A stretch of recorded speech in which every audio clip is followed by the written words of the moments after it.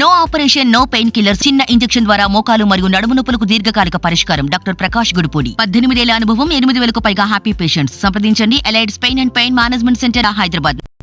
విజయంపై వైసీపీ ధీమాగా ఉందన్నారు ఆ పార్టీ ప్రధాన కార్యదర్శి సజ్జల. టీడీపీ విజయంపై చంద్రబాబుకు నమ్మకం లేదంటూ ఎద్దేవా చేశారు. అందుకే చంద్రబాబు పూర్తిగా నెగిటివ్ క్యాంపెయిన్ చేశారని ఆరోపించారు. అధికారులను మార్చిన చోటే అల్లర్లు జరిగాయన్నారు. కేంద్రం సాయంతో చంద్రబాబు చేసిన కుట్ర అంటూ మండిపడ్డారు. పెద్దారెడ్డి ఇంట్లో పోలీసులు సీసీ కెమెరాస్ ను ధ్వంసం చేయడమేంటని నిలదీశారు సజ్జల. ఎప్పుడైతే కూటమి ఫామ్ అయిందో అప్పుడే చంద్రబాబు నాయుడు గారికి ఫ్రీ హ్యాండ్ ఇచ్చినారేమో అని అనిపిస్తుంది పైన నుంచి. ఆ మేరకు కొంచెం ఒత్తిళ్లు పనిచేసాయనడానికి బలమైన ఇది ఆ రోజు హడావుడిగా అంతమందిని మార్చినప్పుడు చెప్తున్నాం పట్టులేని వాళ్ళు వస్తే కష్టమని. ఆఖరకు పోలింగ్ తర్వాత జరిగిన హింస చూస్తే అది ఎంత కరెక్ట్ అనేది అర్థమవుతుంది.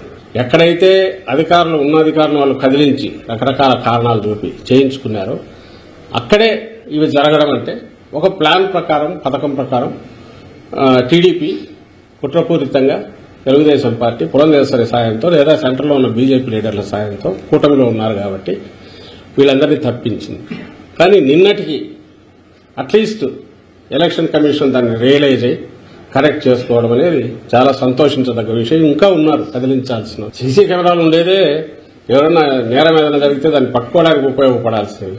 పోలీసులు పోయి దాన్ని పగలగొట్టడం అంటే అంతకంటే ఘోరం ఏమైనా ఉంటుందా? దాని మీద ఈసీకి మళ్ళీ కంప్లైంట్ పెడుతున్నాము, ఏం చేస్తాం. కానీ ఈ మొత్తం ఈ 10-15 ఈ మన ఎన్నికలైనప్పటి నుంచి జరుగుతున్నవి చూస్తే మాత్రం టార్గెటెడ్గా తెలుగుదేశం పార్టీ ఈ ఎలక్షన్ కమిషన్లో తనకున్న లొసుగులను ఆసరా చేసుకుని అక్కడ ఉన్న కొంతమంది వ్యక్తులను పట్టుకొని అడ్డగోలుగా బిహేవ్ చేసింది.